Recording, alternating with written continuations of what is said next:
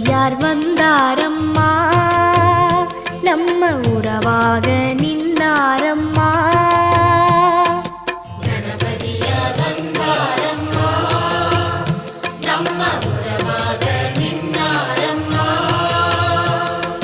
சொக்கநாதன் பெற்றெடுத்த பிள்ளையாராம், நல்ல சொல்லுக்கெல்லாம் சொந்தக்கார பிள்ளையாராம். சொக்க